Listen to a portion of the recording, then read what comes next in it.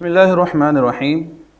معزز ناظرین، آج ہم آپ کے سامنے معاشرے کا بڑا اہم پہلو جو آج کل ہمارے معاشرے کے اندر جس کے بارے میں بڑی کوتاہی برتی جاتی ہے، وہ اس کی وجہ صرف اور صرف ہمارے رسوم و رواج ہیں۔ بلا وجہ شادی کو مؤخر کیا جاتا ہے، جس کی وجہ سے بہت سارے مسائل جنم لیتے ہیں۔ معاشرے کے اندر بہت سارے جرائم اس کی وجہ سے واقع ہوتے ہیں، اور مرد اور عورت یہ کسی نہ کسی گناہوں کے اندر ملوث ہو جاتے ہیں۔ اس کی وجہ ہمارا میڈیا، ہمارا ماحول جو ہم کو دکھلایا جاتا ہے، اور بہت بڑی وجہ ہمارے رسوم و رواج جس کی وجہ سے ہم اس جرم کا ارتکاب کرتے ہیں۔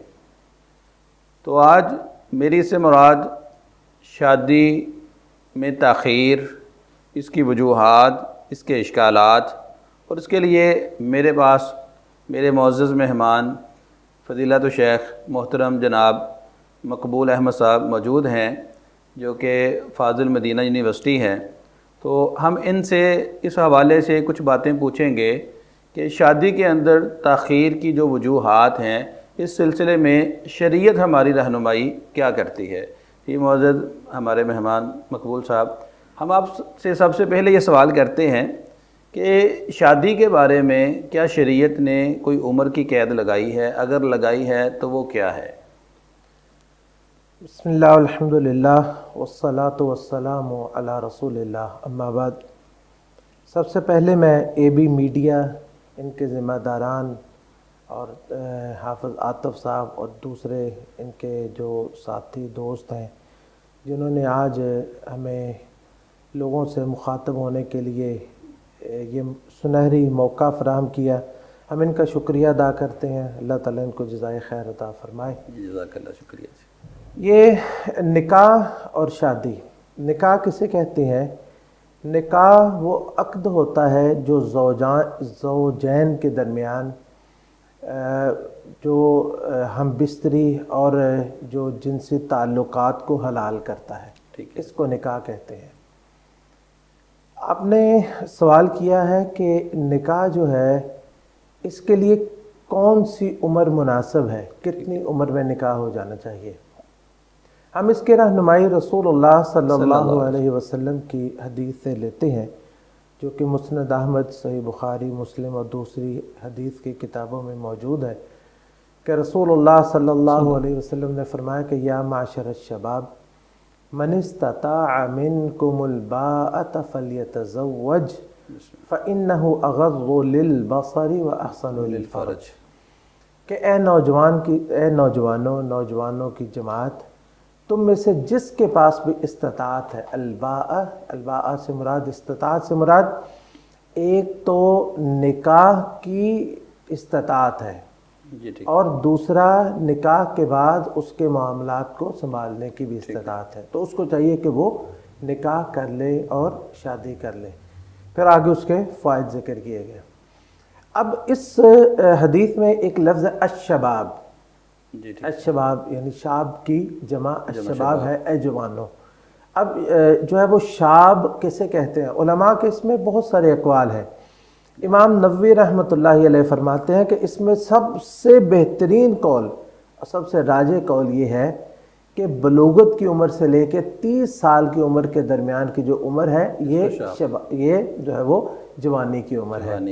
تو جس وقت کوئی جوان ہو جائے، بلوغت جو ہے بلوغت کو پہنچ جائے، تو وہ نکاح کی ہی عمر ہے، وہ نکاح کی ہی عمر ہے۔ تو اس میں ہمارے لیے بہت ساری اس میں سوالات کے جوابات آ جاتے ہیں، جیسا کہ آج کل ایک بڑا اہم موضوع عائشہ صدیقہ رضی اللہ تعالیٰ عنہ، ان کے نکاح کے حوالے سے، ان کی شادی کے حوالے سے، کہ ان کے نکاح جو ہے وہ کب ہوا یا کس طرح جو ہے وہ عمر کتنی تھی۔ تو بات یہ ہے کہ جس وقت بلوغت جو ہو جائے، اور نکاح کی عمر جو نکاح کی عمر ہے، جیسے کہ مرد جو ہے اس کی بلوغت ہم جو ہے وہ احتلام لیں گے، اور عورت جو ہے جب اس کو ایام آنے شروع ہو جائے، یہ بلوغت ہے، یہ نکاح کی ہی علامت ہے۔ تو جیسا کہ آپ نے فرمایا کہ یہ فَإِنَّهُ أَغَضُّ لِلْبَصَرِ وَأَحْسَنُ لِلْفَرْجِ، یہ آنکھوں کے اندر حیا پیدا کرنے کا سبب بھی ہے، تو شرمگاہ کی حفاظت بھی ہے، اور یہ ویسے بھی مسلمان کے لیے بنیادی طور پہ یہی ایک سب سے بڑا ایک فریضہ ہے کہ اپنی نگاہوں کو جھکا کے رکھے اور شرمگاہ کی حفاظت کرے۔ تو یہ نکاح سے انسان بہت سارے گناہوں سے بچ جاتا ہے، لیکن ہمارے معاشرے کے اندر رواج ہے کہ بہت سارے لوگ اس وجہ سے نکاح نہیں کرتے کہ ان کے پاس آج اگر بچی کا معاملہ ہو تو لاکھوں جہیز دینے کے لیے نہیں ہے، اگر مرد کا معاملہ ہو تو اس کے لیے وہ کھانا کھلانا اور بیوی کو سنبھالنا، اس کے لیے الگ رہائش، یہ ساری کی ساری چیزیں یہ آج کل ایک اشکال ہے۔ اس سلسلے میں شریعت ہماری رہنمائی کیا کرتی ہے؟ دیکھیں کہ سب سے پہلے آپ کا یہ سوال کہ یہ جو شروط ہیں کہ کون کیا ہو تو نکاح ہونا چاہیے، جی ٹھیک ہے، اور نکاح کے لیے انسان کے پاس کتنا پیسہ ہو، کون سا گھر ہو، یا جو ہے وہ جہیز کا سامان۔ تو اصل میں نکاح کو اور شادی کو لیٹ کرنے کے بنیادی اسباب میں سے ایک سبب ہماری یہ غیر ضروری شرطیں ہیں جن کی وجہ سے یہ نکاح اور شادی لیٹ ہوتی ہے۔ اب دیکھا جائے تو اللہ رب العزت ہمیں کیا فرماتے ہیں کہ وَأَنكِحُوا الْأَيَامَ مِنكُمْ وَالصَّالِحِينَ مِنْ عِبَادِكُمْ وَإِمَائِكُمْ إِنْ يَكُونُوا فُقَرَاءَ يُغْنِيهِمُ اللَّهُ مِنْ فَضْلِهِ، کہ آپ جو بے نکاح مرد اور بے نکاحی عورتیں، چاہے اس میں طلاق یافتہ ہے یا جو ہے طلاق یافتہ ہے، کنوارے ہیں یا بیوہ ہے یا کوئی بھی ہے، جو بھی ایام ہے وہ سب اس میں آ جاتے ہیں، ٹھیک ہے، تو ان کے نکاح کرو۔ ان یکونوا فقراء، اگر وہ فقیر ہوں تو اللہ تعالیٰ اپنے فضل سے ان کو غنی کر دے گا۔ تو اس آیت سے ہمیں یہ پتہ چلتا ہے کہ یہ نکاح کے لیے ضروری نہیں کہ انسان کے پاس بہت مال ہو، جیسا کہ وہ حدیث ہے کہ مشہور ہے کہ نبی علیہ السلام کے پاس ایک عورت آئی، کہتی ہے جی کہ میں نے اپنے آپ کو ہبہ کر دیا، تو آپ نے جو ہے وہ نکاح کی رغبت نہیں رکھتے تھے، تو ایک آدمی نے کہا جی اگر آپ نہیں رغبت رکھتے تو میرے ساتھ نکاح کر دیں۔ آپ نے فرمایا کہ اچھا نکاح تو کر دیتا ہوں، تو مہر کے لیے کیا تمہارے پاس؟ ٹھیک ہے، اچھا اب دیکھیں اس بندے کے پاس کچھ بھی نہیں، آپ نے فرمایا جب گھر میں جا کے دیکھو، گھر میں دیکھا اس کے پاس صرف دو چیزیں تھیں۔ کیا تھیں؟ ایک صرف وہ ایک چادر، دو چادریں نہیں، ایک چادر جو اس نے باندھی ہے، اور ایک وہ پیالہ، اسی میں وہ کھاتا اور اسی میں پیتا ہے، بالکل ٹھیک ہے، اس کے علاوہ پورا گھر چٹیل میدان ہے، کچھ بھی نہیں ہے۔ آگے جو کچھ بھی نہیں ہے، آپ نے فرمایا جی جاؤ تلاش کرو، چاہے لوہے کی انگوٹھی ہو، لوہے کی انگوٹھی اب کوئی انسان کو کہیں سے رستے سے بھی مل سکتی ہے، لیکن اندازہ کرے اس کے پاس لوہے کا ایک چھلا تک، جسے ہم کہتے ہیں نا، لوہے کا ایک چھلا جو 5-10 روپے کا اب آسانی سے دستیاب، تب بھی مل جاتا ہوگا آسانی سے، یہ بھی نہیں تھا۔ تو آپ نے اس کا یہ نہیں کہا تم کو نکاح کر سکتے ہو، تمہارے پاس کھانے کو کچھ نہیں، پینے کو کچھ نہیں، آپ نے اس کا نکاح کر دیا، کس کے عوض میں؟ چند صورتیں جو ہے قرآن کریم کی، چلو یہ سکھا دو، اس کے عوض میں اس کا نکاح کرتے ہیں۔ یعنی کہ یہ جو ہم نے جو شرطیں بنائی، یہ تو سب سے بڑا سبب ہے نکاح کی تاخیر کا، بلا وجہ کی شرطیں۔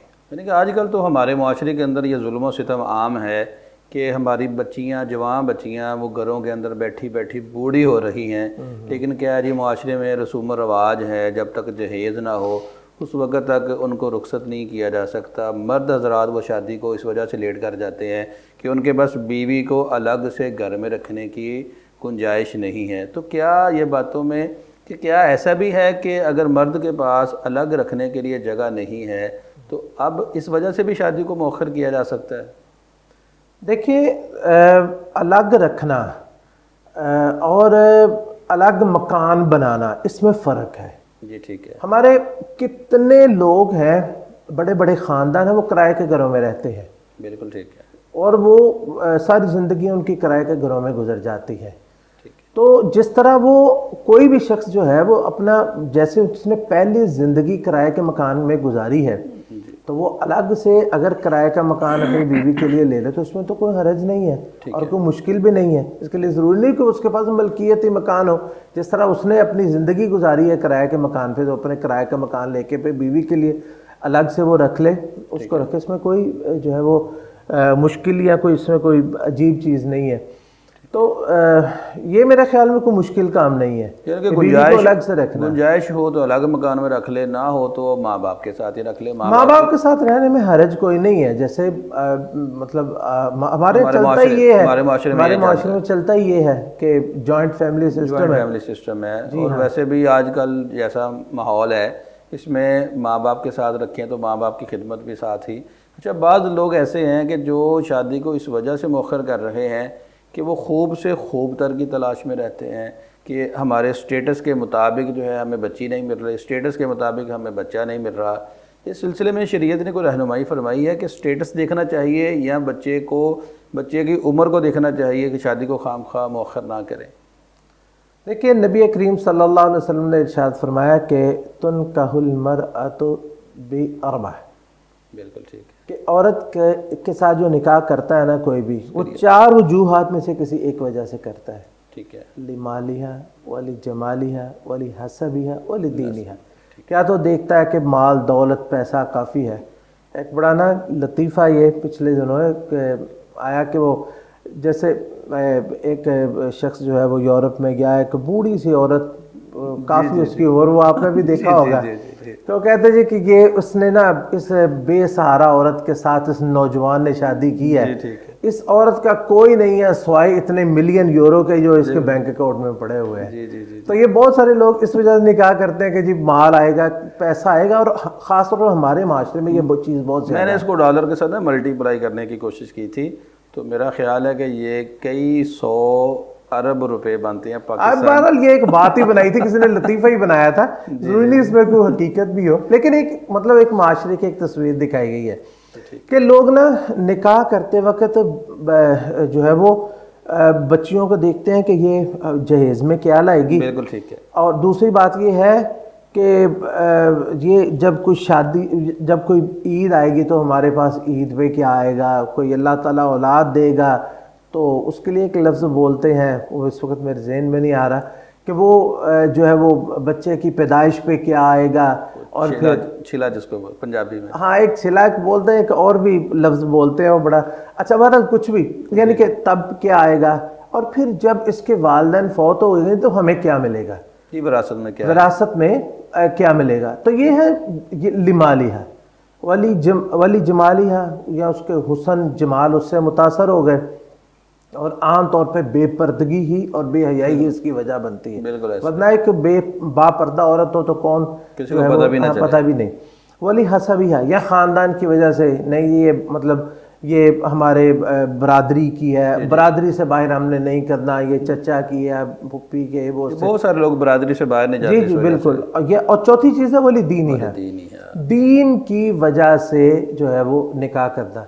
اب یہی چیز جو ہے مد نظر رہنی چاہیے، جیسے نبی علیہ الصلوۃ والسلام نے فرمایا کہ ٹھیک ہے جمال دیکھیں، اس میں کوئی شک نہیں ہے کہ خوبصورتی جمال دیکھنا چاہیے، لیکن مقدم جو ہے وہ دین ہونا چاہیے. اس میں نا بڑا ایک خوبصورت نقطہ، بعض دفعہ نا استادوں کی بتائی ہوئی بات نا ہمیں بڑی جو ہے وہ ضمناً، خیر یہ ہمارا موضوع تو نہیں لیکن ضمناً بتا دیتا ہوں، لوگوں کو بھی انشاءاللہ فائدہ ہوگا. ہمارے استاد نا، ہم کتاب النکاح جب مدینہ یونیورسٹی میں پڑھ رہے تھے نا، تو ہمارے استاد ہیں عبد القیوم الصہیبانی حفظہ اللہ تعالی، بڑا ہم نے ان سے فائدہ حاصل کیا، بہت کچھ ان سے سیکھا. انہوں نے نا کلاس میں ایک سوال کیا ہے، کہتے ہیں جی کہ آپ کے پاس کسی عورت کا رشتہ آتا ہے تو پہلا سوال آپ اس کے بارے میں کیا کریں گے؟ مثلا سوال یہ ہے، کیا وہ خوبصورت ہے یا وہ دو چیزیں، خوبصورت ہے یا دیندار ہے. تو پہلا سوال کیا کریں گے؟ اور ظاہر بات ہے سب نے یہی کہا جی کہ ہم سوال کریں کہ وہ دیندار ہے کہ نہیں، وہ دیندار ہے کہ نہیں. تو کہتے ہیں جی کہ اگر ہے، مطلب سوال کرنے کے بعد بڑی طویل پھر انہوں نے اس کا نا بڑا خوبصورت جواب دیا. انہوں نے فرمایا کہ نہیں، ایسا نہیں کرنا چاہیے. سب سے پہلے سوال کرنا چاہیے وہ خوبصورت ہے. وہ کہیں کہ جی خوبصورت نہیں ہے تو آپ نے دینداری کا سوال ہی نہیں کرنا، کیونکہ آپ نے، میں اس کی وجہ بھی بتاتا ہوں. وہ کہیں خوبصورت ہے، پھر آپ پوچھیں کیا وہ دیندار ہے، وہ کہیں دیندار ہے تو ٹھیک ہے، پھر آپ کہیں جی ٹھیک ہے میں قبول کرتا ہوں. ٹھیک ہے.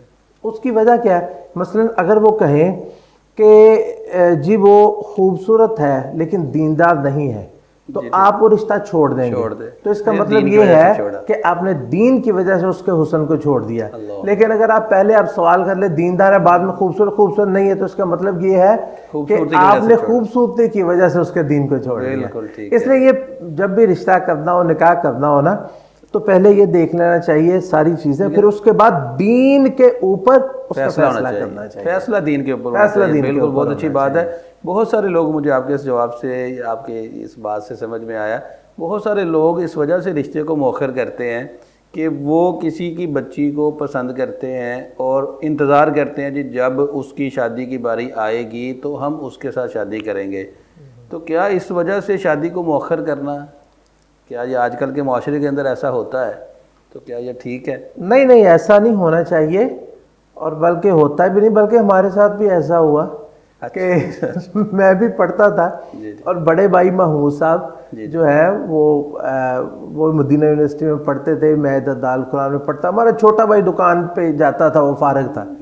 تو ہمارے والد صاحب نے اس کا رشتہ آیا, نکاح جو ہے وہ قریبی تھے, رشتہ دار تھے, اس کی شادی کر دی.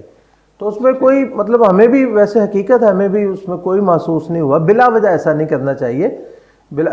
چاہیے تو یہ کہ جو ہے وہ رشتے آتے جائیں, سب کے نکاح کرتے ہیں, لیکن یہ جو ہم ایک رکھا ہے نا کہ ترتیب رکھنی ضروری ہے, یہ کوئی ضروری نہیں ہے. جس کا رشتہ آ جائے جو ہے وہ فوراً نکاح کر دینا چاہیے. معاشرے میں حضرت ایسا نہیں ہوتا کہ ہمارے معاشرے میں, ہم اسی معاشرے کا حصہ ہیں. آپ کی بات بالکل ٹھیک ہے, یہ بڑی اچھی مثال آپ نے اپنی دی ہے. لیکن میرے ذہن کے اندر بھی ایک خاندان موجود ہے کہ وہاں پہ ترتیب دیکھتے ہیں کہ جب تک بڑی بیٹی کا نکاح نہیں ہوگا اسے چھوٹی کا نہیں کریں گے, اور اس سے چھوٹی کا تو بالکل بھی نہیں کریں گے. تو اس کی وجہ شاید یہ ہوتی ہے کہ ہمارے معاشرے کے اندر یہ بات عام ہوتی ہے کہ چھوٹی کا ہو گیا یا چھوٹے کا ہوا تو بڑے کا کیوں نہیں ہوا. تو میں آپ سے یہ سوال ہی کرنا چاہتا تھا, تعلیم کی وجہ سے بہت سارے لوگ اپنے نکاح کو لیٹ کر لیتے ہیں, یہ بھی تعلیم کی وجہ سے کیا نکاح کو مؤخر کیا جا سکتا ہے, جیسے آپ کا لیٹ ہوا اور آپ کے بھائی کا پہلے ہوا؟ دیکھیں اصل بات یہ ہے کہ ہم نے نا تعلیم کی نوعیت کو دیکھنا ہے, تعلیم کی نوعیت اور انسان کی اپنی کیفیت کا. امام احمد بن حنبل رحمۃ اللہ علیہ, ان کے آپ اقوال پڑھیں ہیں نکاح کے بارے میں اور نکاح کی تعجیل کے بارے میں, یعنی جلدی نکاح کرنے کے بارے میں بہت سارے اقوال ملیں گے. جی ٹھیک ہے. لیکن ان کا اپنا پہلا نکاح 40 سال کی عمر میں ہوا.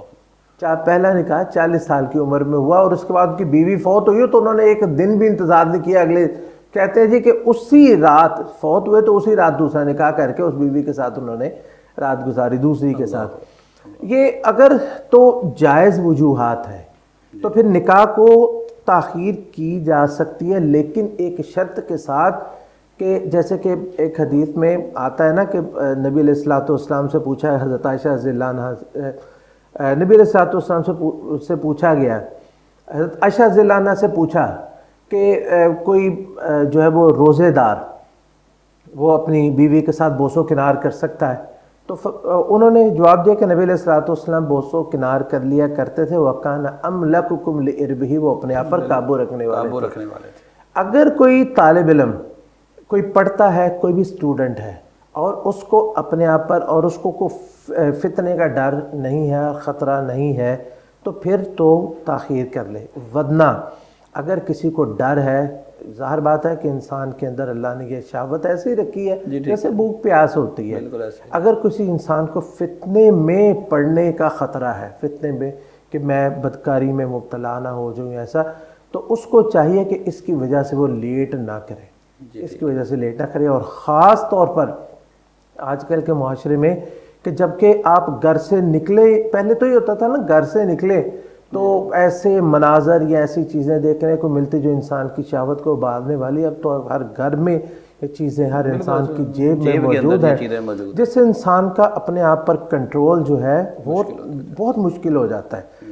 اس لیے حتی الامکان کوشش کر لینی چاہیے کہ یہ جو ہے وہ نکاح جو ہے وہ تعلیم اس میں رکاوٹ نہ بنے. تعلیم ساتھ اگر انسان سمجھتا ہے کہ اس کی وجہ سے میری تعلیم رک جائے گی, یا میں, اور دوسری ساتھ شرط یہ ہے میں اپنے آپ پر قابو رکھ سکتا ہوں تو پھر جو ہے وہ اتنی تاخیر جو ہے وہ جائز ہے. نکاح میں تاخیر کر سکتا ہے اگر اس کو اپنے اوپر کنٹرول ہو, جی اپنے اوپر فتنے میں مبتلا ہونے کا خطرہ نہ ہو. جی جی. اسی طرح ہم دیکھتے ہیں معاشرے کے اندر کچھ لوگ کاروبار کی وجہ سے جب تک ہم سٹیبل نہیں ہوں گے اس وقت تک ہم نکاح نہیں کریں گے, جب تک اپنا کاروبار نہیں ہوگا ہم نکاح نہیں کریں گے.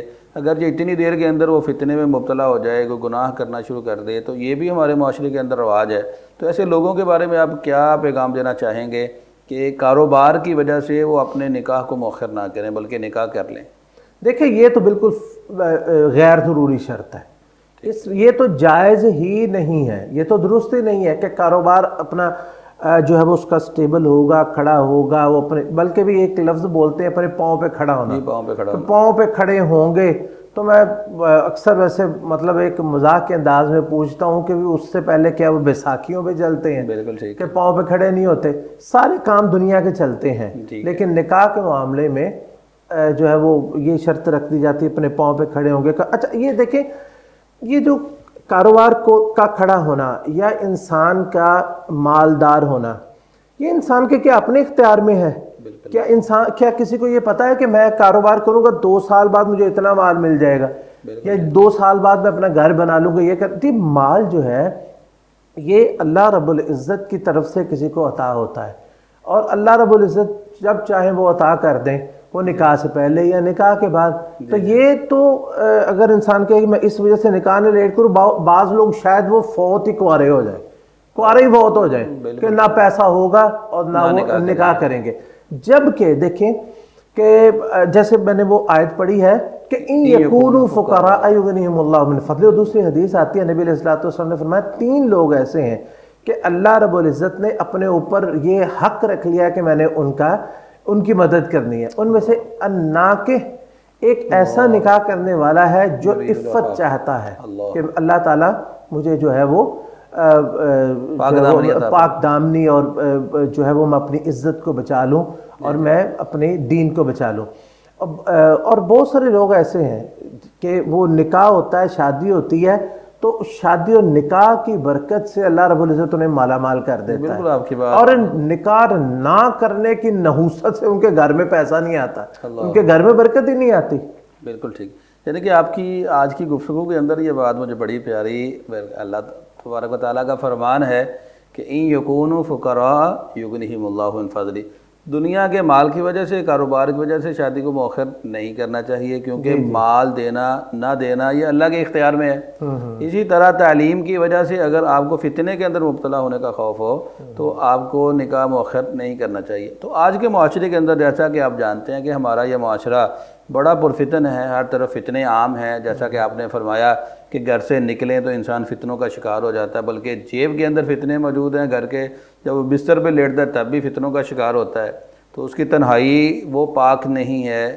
تو آج کے معاشرے کے اندر کتنی عمر میں آپ تجویز کرتے ہیں کہ اتنی عمر کے اندر جو ہے جوان مرد اور جوان عورتوں کا نکاح کر دینا چاہیے؟ دیکھیں عمر کا ہم تعین نہیں کر سکتے. میں نے آپ کو بتایا ہے امام نووی رحمۃ اللہ علیہ کا قول کہ بلوغت کے بعد والدین کو فکر کرنی چاہیے کہ بس اب جب بھی ممکن ہو. ہمارے مسجد کے ایک نمازی ہیں, ان کا ایک بیٹا ہے, بالکل ابھی اس کی داڑھی بھی نہیں آئی, اور مجھے حیرانی ہوئی کہ بچے نا ایک دفعہ اس کے ارد گرد گیرا ڈال کے بیٹھے ہوئے ہیں, وہ بیچارہ نا ایسے بیٹھا ہوا. تو میں نے پوچھا کہ کیا ہوا؟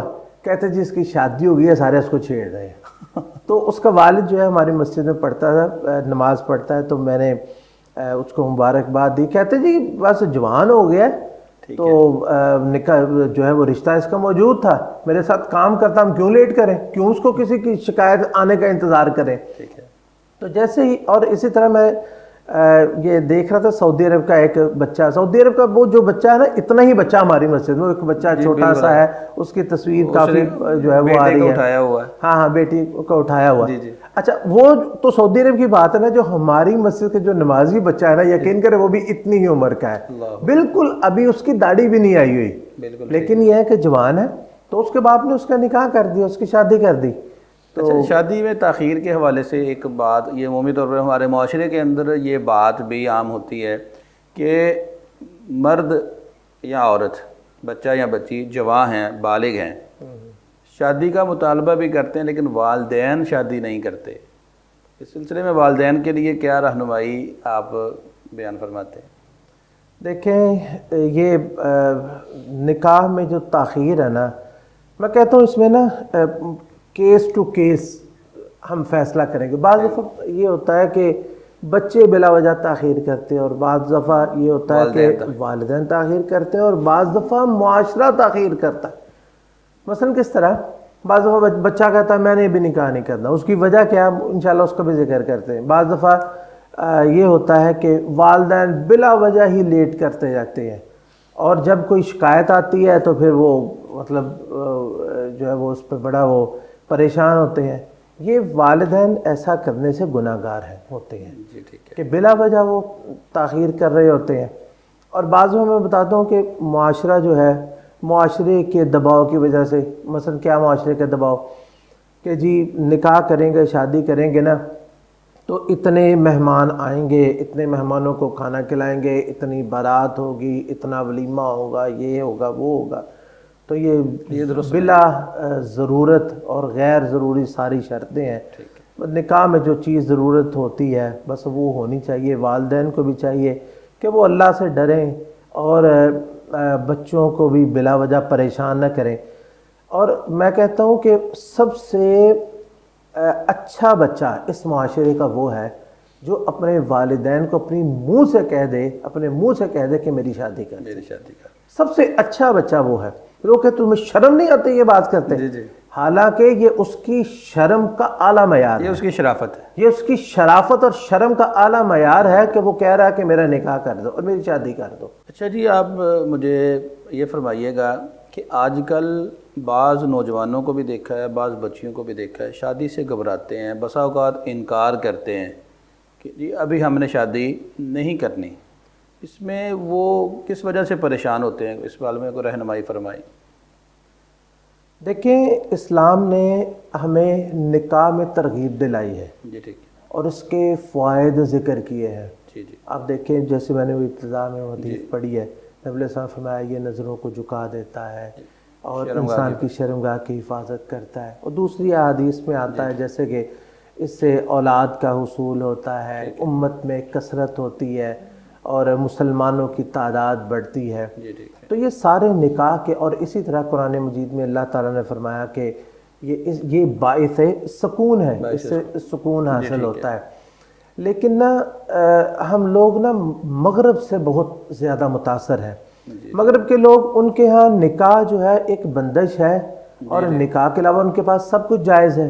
بالکل ٹھیک۔ اور اس لیے وہ جب بھی آپ دیکھیں گے ان کے لطیفے، وہ شادی کا ہمیشہ مذاق اڑائیں گے، بیویوں کا وہ مذاق اڑائیں گے۔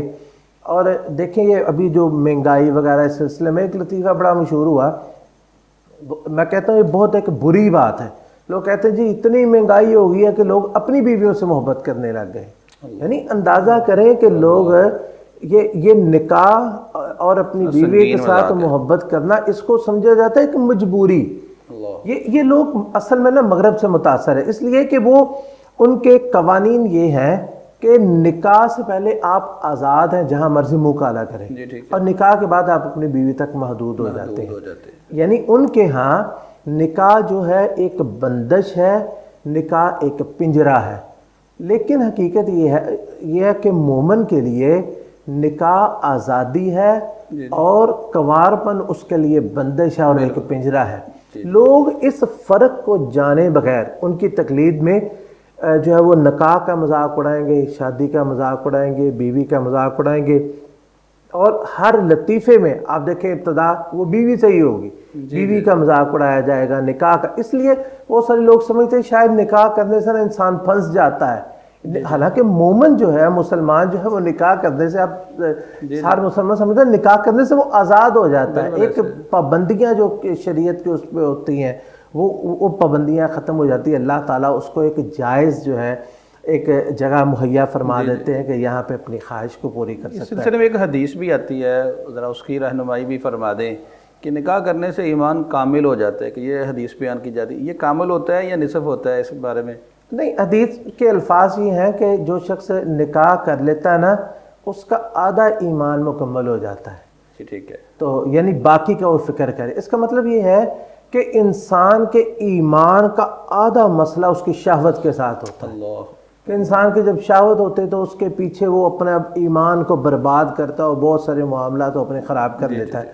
جب نکاح کر لیتا ہے نا تو یہ آدھا ایمان کے جو معاملات ہوتے ہیں وہ حل ہو جاتے ہیں. اس کے گھر میں بیوی آ جاتی ہے اور باقی وہ کاروباری معاملات، عبادات کے معاملات یا دوسرے، وہ اس کو چاہیے کہ وہ اس کو اب اس کی فکر کر لے. اس طرف سے اللہ نے اس کو سکون مہیا کر دیا. بہت مہربانی، آپ نے بڑے اہم مسائل کی طرف ہماری رہنمائی فرمائی اور آپ نے بہت ایسے ضروری معاملات جو آج ہمارے نوجوانوں کو اور نوجوان بچوں اور بچیوں کو دیکھنا چاہیے اور والدین کی جو ذمہ داریاں اس کے حوالے سے آپ نے رہنمائی فرمائی.